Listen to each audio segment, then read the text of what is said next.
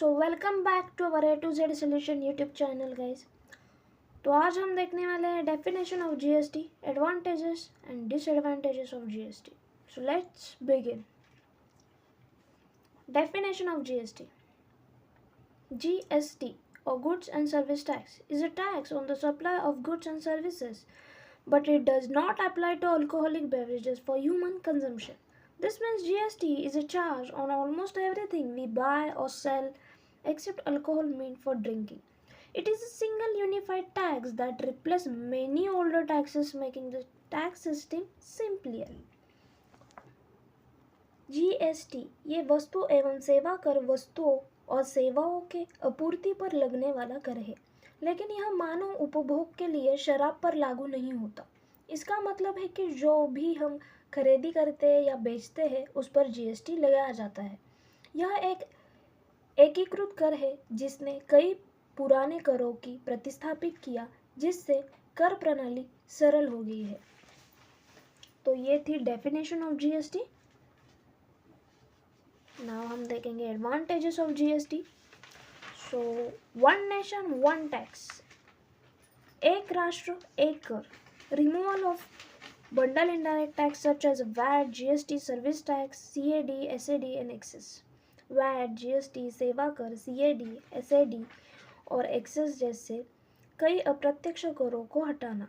Removal cascading effect of tax, करों की क्रमिक प्रभाव को समाप्त करना। Increase essay of doing business, व्यवसाय कर में आसानी बढ़ाना। Lower cost of production increased demand will lead to increased supply, hence this will ultimately lead to rise in the production of goods. जब प्रोडक्शन बढ़ेगा तो डिमांड भी बढ़ेगी, और जब डिमांड बढ़ेगी तब सप्लाई भी ज़्यादा होगा, और जब सप्लाई ज़्यादा होगा तो अल्टीमेटली हमारा जो प्रोडक्शन ऑफ गुड्स है वो भी बढ़ेगा। Increases GDP with gainful employment leading to substantive economic growth.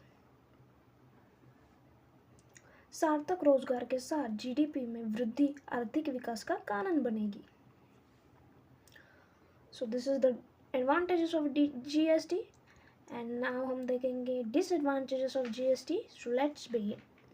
Increases compliance cost, small business में find it expensive to comply with GST regulation as they need to update their system, file return regularly and maintain proper records. बढ़ी हुई अनुपालन लागत, छोटे व्यवसायों के लिए GST नियमों का पालन करना बहुत ही ज़रूरी होता है। उन्हें अपने सिस्टम को अपडेट करना, नियमित रूप से रिटर्न दाखिल करना और सही रिकॉर्ड बनाए रखना आवश्यक होता है। Complex filing process, GST requires business to file multiple returns throughout the year which can be time consuming especially for small and medium enterprises. जटिल रिटर्न प्रक्रिया, जीएसटी के तहत व्यवसायों को साल भर में कई रिटर्न दाखिल करने की आवश्यकता होती है, जो समय लेने वाली हो सकती है, खासकर छोटे और मध्यम उद्योगों के लिए।